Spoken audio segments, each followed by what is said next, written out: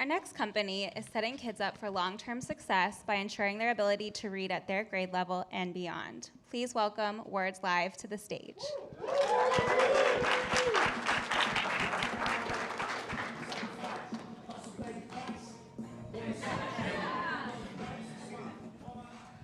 Hello, I'm Sage, the founder of Words Liive. We turn song lyrics into literacy tools. We turn kids' music playlists into learning playlists. Let me take you to 1998 for a second. Lauryn Hill had released the album Miseducation, one of my favorite albums. The movie Meet Joe Black debuted, one of my favorite movies. And the world began to freak out about the Y2K bug. What was also happening were kids were reading at historically low levels. In fact, education became a central point of the 2000 election. President George Bush got in office and enacted No Child Left Behind. Remember that? Over $1 billion of investment. Well, today, kids are back reading at those historically low rates of literacy. In fact, only 1 out of every 3 kids can read at their own grade level. I know the problem intimately. In middle school, I almost failed out. I was tabbed as someone with great academic potential in grade school. So much so, I was moved to the better school with the gifted program, nearly failed out. They asked me to check everything that I had loved, music, movies, my culture, at the door and come into the classroom to learn something new. Well, there are over 40 million kids who are struggling to do that right now. So what we decided to do was try to build that cultural bridge. Around that same time, my mom was telling me if I could learn my schoolwork the way I knew those song lyrics, I'd have straight A's.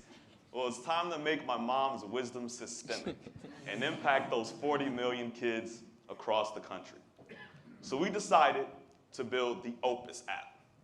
The Opus integrates kids' favorite music into their learning lessons. It literally works in just a few basic steps.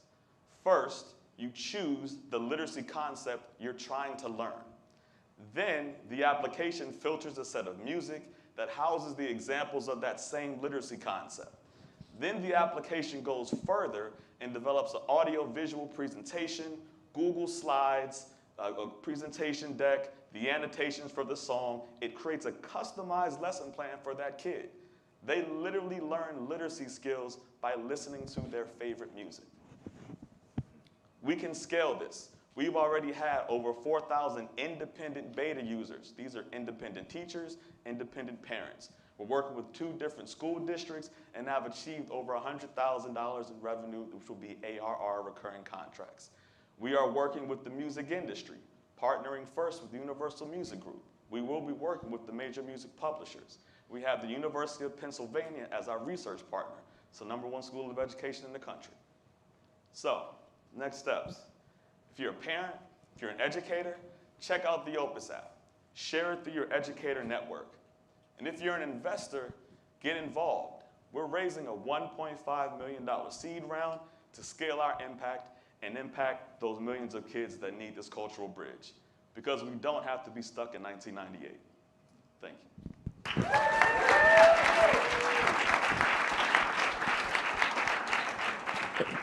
Thank you, Sage. I really feel like shots are fired because in a past life, I was a middle school teacher. Real talk. An English and history middle school teacher here in LA. I think a lot of people don't understand how big sort of the ed tech space is. But 2 things stand out to me. It sounds like you're going down the path of B2C, parents, right? And also B2B, which is into the large school districts. How big are you sizing the market opportunity for both of those, essentially? Yes. So I think that approach is necessary. One, because ed tech is such a difficult sort of lane to work in because the sales lead time is so long for school districts. You got to build relationships. Once you're in, but it takes a long time, often 1 to 2 years.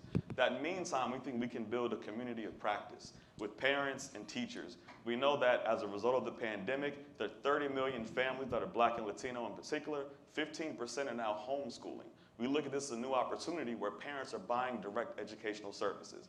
So we look at that as a viable business path now, as well as selling directly to schools and districts. All right, we should talk about that. Yes, please. Maybe to touch on a point that was made earlier today around like the idea maze that brought you here and your background, why are you the one to build this? I have a unique background as a songwriter hobbyist for a long time and an educator, over 10 years of teaching in the classroom. By that experience, I've been able to galvanize other community artists, folks that love the written word, folks that are songwriters, and folks who have an intrinsic motivation to give back to their community. One of my partners is a Peabody Award-winning artist, Asher Rue. Some of you guys might remember the show The Boondocks. He won a Peabody for that. So we're building the curriculum, we're building the onboarding process for teachers, and we have that cultural insight, know how to tag music the right way. Sage, congratulations. Hits home. Huge hip hop fan.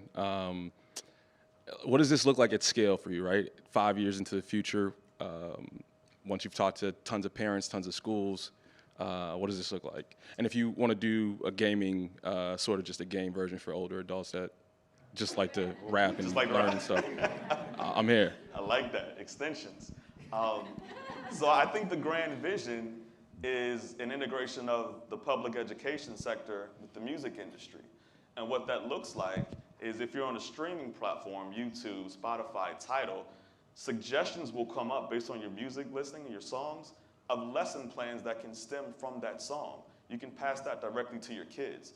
That's the ultimate vision, is that integration there where it's seamless, where it's no longer friction between kids listening and consuming media and that actually integrating into their daily lives in the classroom.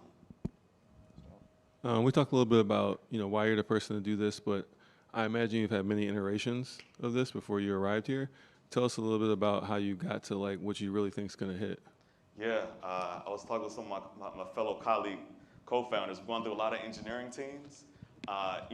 With the emergence of AI and machine learning in particular, we had to start from like a raw database of music and annotations, figured out how to position that to machine learning models, and then figure out how to be the content experts ourselves. So we've gone through a lot of reps with hiring. I think the iterations have gone from a tech perspective of a static database that just housed annotations to more of an interactive and relational database that was cross-populating from school content and music to now, less than 2 minutes, you can build a lesson integrating all kinds of media at your fingertips.